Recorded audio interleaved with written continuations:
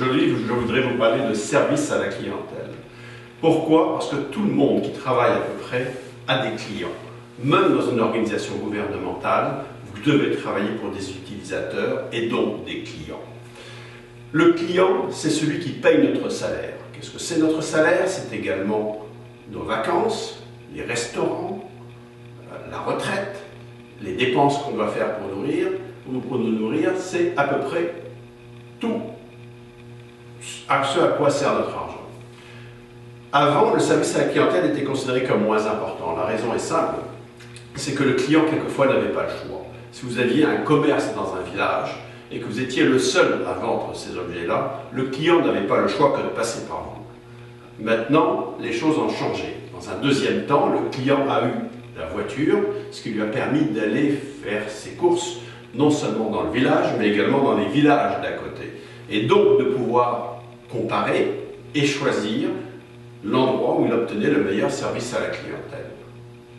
Maintenant, nous sommes à l'ère d'Internet. Le client non seulement a le choix dans son village, non seulement dans les villages d'à côté, mais il peut également choisir sur l'ensemble de la planète. Ça va lui permettre de choisir le meilleur objet, avec le meilleur prix et le meilleur service.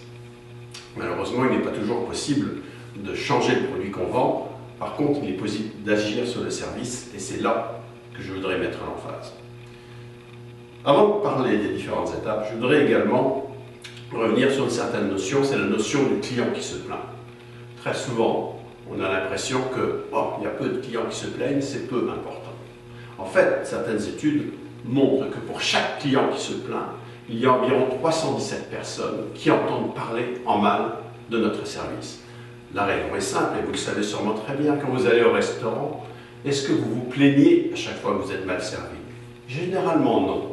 Quand on vous vient même vous poser la question de savoir si vous êtes satisfait, vous allez généralement répondre « oui, je suis satisfait ». Et la raison, c'est que vous n'avez pas envie de vous expliquer sur les raisons de votre insatisfaction.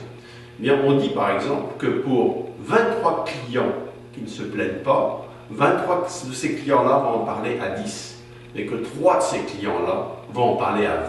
Quand on fait le total du calcul, que je ne vous expliquerai pas aujourd'hui, on en arrive à 317 clients en moyenne qui entendent parler en mal quand quelqu'un n'est pas satisfait.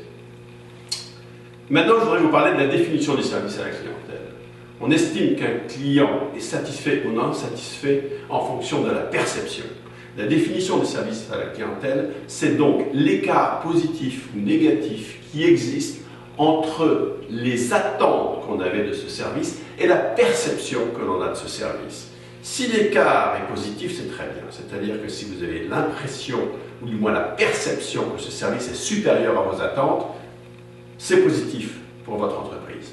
Si par contre, les attentes étaient supérieures à la perception du service, alors c'est quelque chose de négatif. Ce qui est bien important de comprendre, c'est que ce n'est pas le service lui-même qui est jugé, c'est la perception.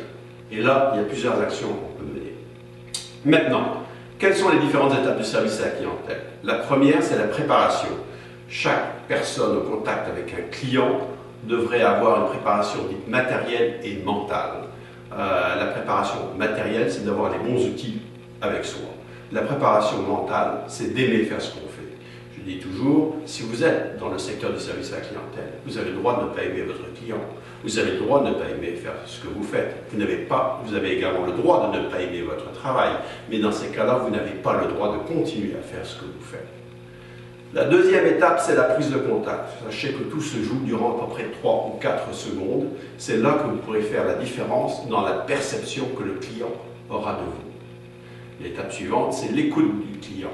Vous ne pouvez pas bien servir un client si vous présumez de ce qu'il connaît, ou du moins de ses attentes. Vous devez donc l'écouter. Et quelquefois aller plus loin, c'est-à-dire qu'il vous demande quelque chose, vous devrez poser des questions supplémentaires pour savoir qu'est-ce qui est au-delà de l'objectif qu'il vous exprime. L'étape suivante, c'est la reformulation pour vérifier que vous avez bien compris ce que le client recherche. Ensuite, il va falloir proposer une solution qui soit adaptée à ce qu'il vous demandait au départ. Ensuite, il va falloir répondre à ses objections s'il y en a, avec un maximum d'écoute et d'empathie. Enfin, vous allez pouvoir conclure l'entretien et réaliser le suivi. Si je veux résumer, vous avez donc les étapes suivantes. La préparation, la prise de contact, l'écoute des besoins du client, la reformulation, la présentation de la solution, la réponse aux objections, la conclusion de l'entretien et enfin le suivi. Merci.